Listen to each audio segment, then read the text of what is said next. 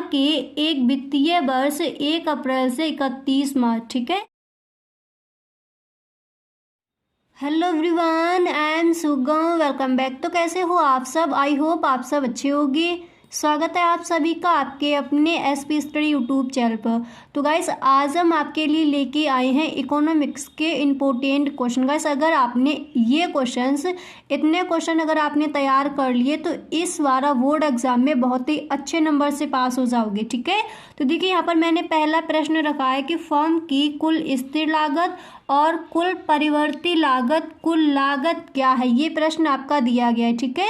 तो इसका आंसर ये होगा, इसका आंसर आप इस तरह से लिखोगे। देखिए, हर क्वेश्चन के आंसर आपको यहाँ पर मिलने वाले हैं और वीडियो आपको पूरा देखना है, बिल्कुल भी वीडियो को स्किप नहीं करना है। तो इसका आंसर हो जाएगा कि स्थिर तथा परिवर्ती लागतों को सम्मिलित करते हैं हमें एक फर्म की कुल लागत प्राप्त होती है। फिर इसके बाद आपको लिखना है कुल लागत बराबर कुल परिवर्ती लागत प्लस कुल स्थिर लागत। ठीक है।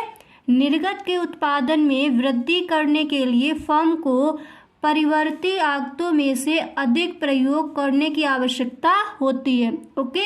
परिणाम स्वरूप कुल परिवर्ती लागत तथा कुल लागत में भी वृद्धि होती है, अर्थात कुल लागत यह किसी वस्तु के उत्पादन पर किए गए कुल व्यय का योग है। ओके। इस तरह से आपको हेडिंग डाल देनी है और इसके बाद आपको लिखना है कुल स्थिर लागत। तो यह उन साधनों की लागत का योग है जो उत्पादन की मात्रा पर निर्भर करते अपितु स्थिर रहते हैं। इसके बाद आपको नेक्स्ट हेडिंग डाली है कुल परिवर्ती लागत। ओके।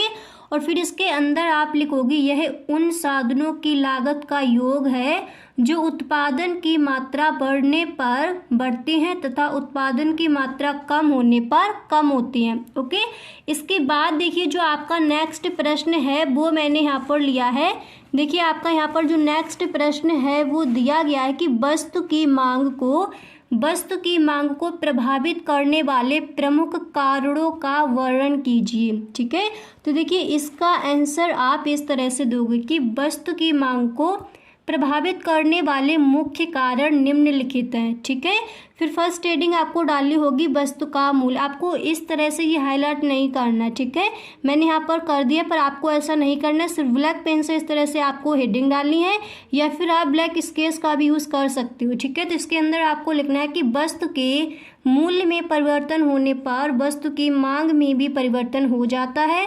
वस्तु का मूल्य बढ़ने पर उस वस्तु की मांग कम हो जाती है और वस्तु का मूल्य घटने पर उस वस्तु की मांग बढ़ जाती है। इस तरह से आपको वस्तु का मूल्य में इतना आपको लिख देना। इसके बाद देखिए, जो आपकी नेक्स्ट हेडिंग है वो आपको डालनी होगी रुचि तथा फैशन में परिवर्तन। और फिर इसमें आपको लिखना होगा यदि उपभोक्ताओं की रुचि तथा समाज में प्रचलित फैशन में परिवर्तन हो जाता है तो नए फैशन की वस्तुओं की मांग में वृद्धि हो जाती है। फिर आप लिखोगे इसके विपरीत वस्तुओं के फैशन से बाहर हो जाने पर उनकी मांग में कमी हो जाती है। ठीक है। फिर इसके बाद आपको नेक्स्ट हेडिंग डालनी होगी मुद्रा की मात्रा में परिवर्तन। ठीक है। और फिर इसमें आपको लिखना होगा जब देश में मुद्रा की मात्रा में वृद्धि कर दी जाती है तो सामान्य कीमत स्तर ऊंचा हो जाता है और वस्तुओं की औसत मांग कम हो जाती है। ठीक है। इसके बाद आप नेक्स्ट हेडिंग डालोगी आय में परिवर्तन। इसमें आपको लिखना है सामान्यतः लोगों की आय में वृद्धि हो जाने से मांग में वृद्धि हो जाती है और आय कम हो जाने पर मांग में कमी आ जाती है। ठीक है। इसके बाद आपको नेक्स्ट हेडिंग डालनी होगी जनसंख्या में परिवर्तन। और फिर इसमें आप लिखोगी यदि देश में जनसंख्या बढ़ती है तो कीमतों के अपरिवर्तित रहने पर भी वस्तुओं की मांग बढ़ जाती है। ठीक है। इसके विपरीत जनसंख्या में कमी होने पर वस्तुओं की मांग घट जाती है। इतना आपको इस प्रश्न के अंदर लिख देना है। समझ आ गया? इसके बाद देखिए, जो आपका नेक्स्ट प्रश्न है वो मैंने यहाँ पर लिया है कि उत्पादन फलन से क्या तात्पर्य है। ठीक है। इस प्रश्न को भी आपको अच्छे से तैयार कर लेना है इसके आंसर को। तो सबसे पहले आप हेडिंग डालोगे उत्पादन फलन। ठीक है। फिर इस तरह से आपको हेडिंग डाली। इस तरह से आप लिखोगे कि उपादानों एवं उत्पादनों के फलनात्मक संबंध को उत्पादन फलन कहा जाता है। उत्पादन फलन हमें यह बताता है कि समय की एक निश्चित अवधि में उपादानों के परिवर्तन से उत्पादन आकार में किस प्रकार और कितनी मात्रा में परिवर्तन होता है। इस प्रकार उपादानों की मात्रा और उत्पादन की मात्रा के भौतिक संबंध को उत्पादन फलन कहा जाता है। ओके, इसके बाद देखिए आपको लिखना है कि उत्पादन केवल भौतिक मात्रात्मक संबंध पर आधारित है, इसमें मूल्यों का समावेश नहीं होता।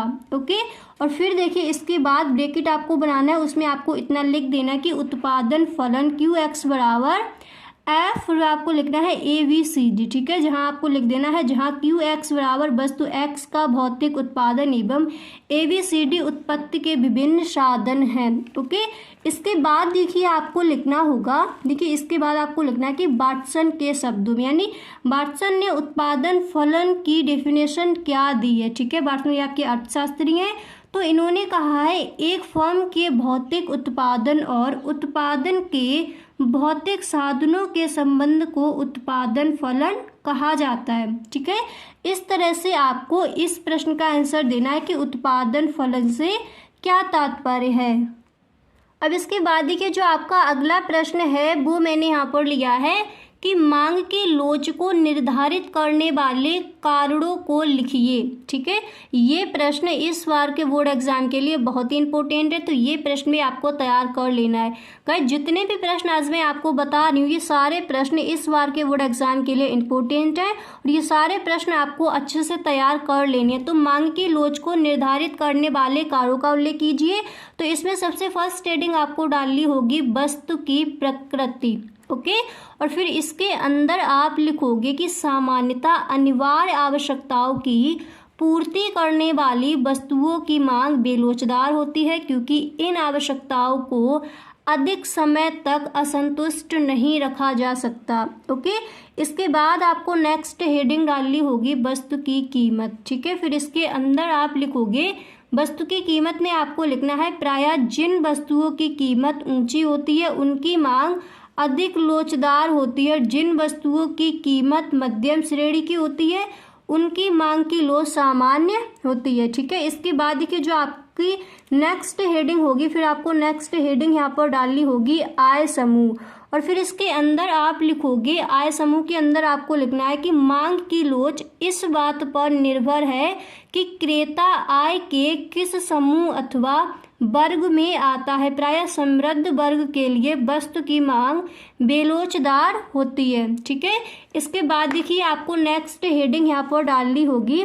नेक्स्ट हेडिंग आप डालोगे कि धन के वितरण का प्रभाव, ये आपका लघु उत्तरीय प्रश्न में पूछा जाएगा, तो इसी तरह से आपको लिखना है, ज़्यादा शॉर्ट में आप नहीं लिखोगे। ठीक है, धन के वितरण का प्रभाव, तो इसके अंदर आपको लिखना होगा कि धन के वितरण का मांग की लोच पर महत्वपूर्ण प्रभाव पड़ता है।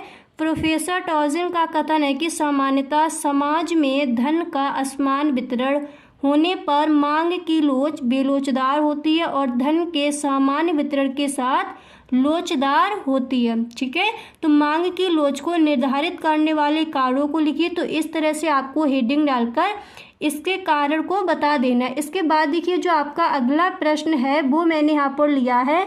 इसके बाद देखिए जो आपका नेक्स्ट प्रश्न है वो आपको ये तैयार कर लेना कि 1929 की महामंदी का वर्णन कीजिए। इस प्रश्न का आंसर आपको सही ढंग से तैयार कर लेना है, इस बार के बोर्ड एग्जाम में ये प्रश्न आ सकता है। ठीक है, तो इस प्रश्न का आंसर आप इस तरह से लिखोगे कि विश्वव्यापी महामंदी का प्रारंभ 1929 में हुआ जो लगभग 1933 तक जारी रहा। ठीक है, इस अवधि में यूरोप व उत्तरी अमेरिका के देशों में उत्पादन एवं रोजगार के स्तरों में भारी गिरावट आई। ठीक है, इसके आगे आपको लिखना होगा कि इस मंदी का प्रभाव दुनिया के अन्य देशों पर भी पड़ा। संयुक्त राज्य अमेरिका में 1929 से 1933 तक बेरोजगारी की दर 3% थी। ठीक है, फिर इसके आगे आप लिखोगे 3% से बढ़कर 25% हो गई और सकल उत्पादन में लगभग 30% की गिरावट आई। इन घटनाओं ने अर्थशास्त्रियों को अर्थव्यवस्था के कार्यकरण के संबंध में नए सिरे से सोचने को विवश कर दिया। ठीक है, फिर इसके आगे आपको लिखना है जिसके परिणाम स्वरूप समष्टि अर्थशास्त्र जैसे विषय का प्रादुर्भाव हुआ। तो 1929 की महामंदी का वर्णन आप इस तरह से करोगे। ठीक है, इसके बाद देखिए जो आपका नेक्स्ट प्रश्न है वो मैंने यहाँ पर लिया है कि बजट क्या है, ये कितने प्रकार के होते हैं। ठीक है, इस प्रश्न को भी आपको अच्छे से तैयार कर लेना है इस बार के बोर्ड एग्जाम के लिए।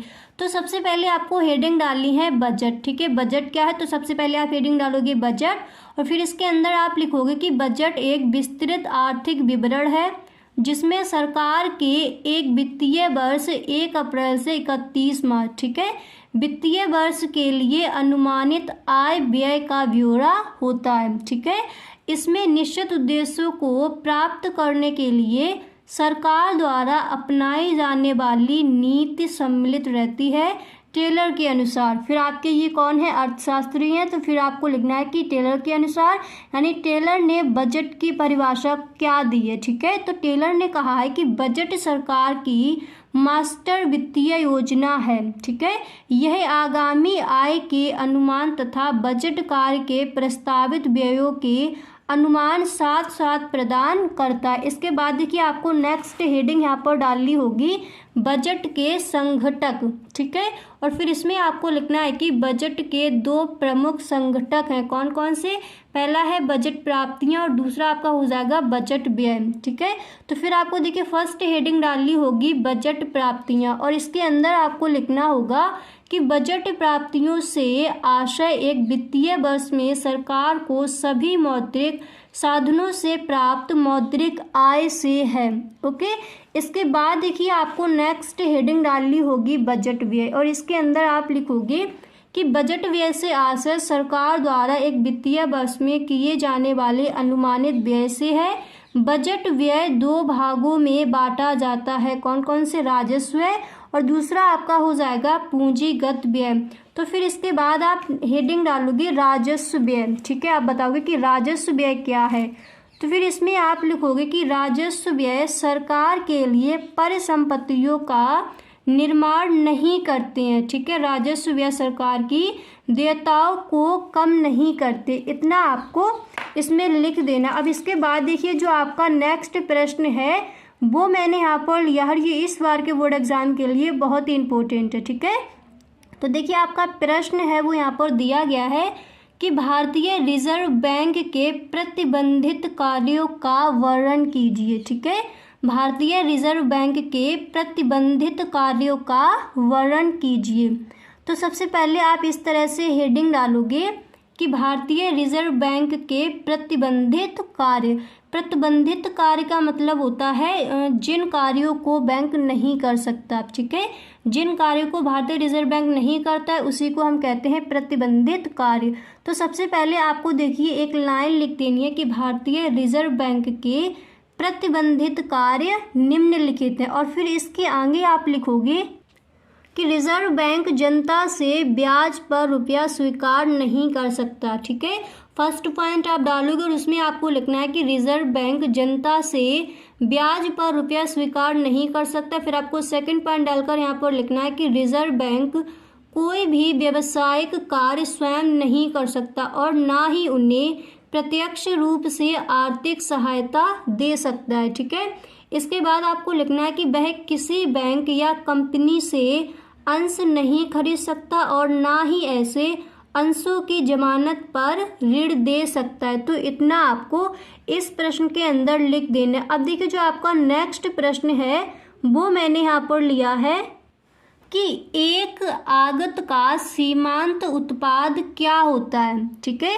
प्रश्न आपका यहाँ पर मैंने क्या लिया कि एक आगत का सीमांत उत्पाद क्या होता है। ओके, तो इस प्रश्न का आंसर आप इस तरह से लिखोगे कि उत्पादन की अन्य आगतों को स्थिर रखते हुए एक परिवर्तनशील आगत की एक अतिरिक्त इकाई का प्रयोग करने पर कुल उत्पाद में जो वृद्धि होती है उसे ही सीमांत उत्पाद कहते हैं। समझ आ गया, दोबारा से देख लो।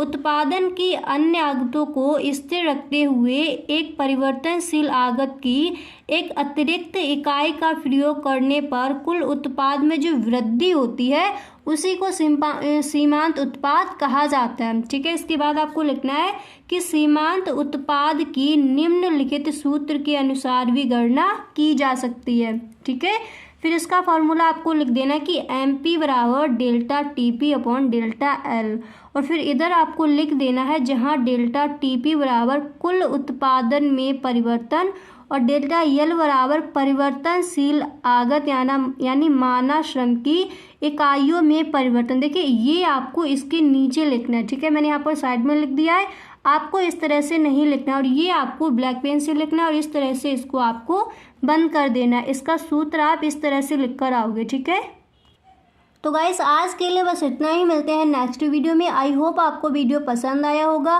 गाइस अगर आपको वीडियो अच्छा लगा है तो इस वीडियो को अपने दोस्तों में शेयर ज़रूर करें, और यदि आप चैनल पर पहली बार आए हो तो चैनल को सब्सक्राइब करना ना भूलें, क्योंकि इसी तरह के वीडियोस इस चैनल पर मैं लाती रहती हूँ। ठीक है, तो गाइस अगर आपको वीडियो अच्छा लगा हो तो वीडियो को एक लाइक ज़रूर कर दें। Thanks for watching.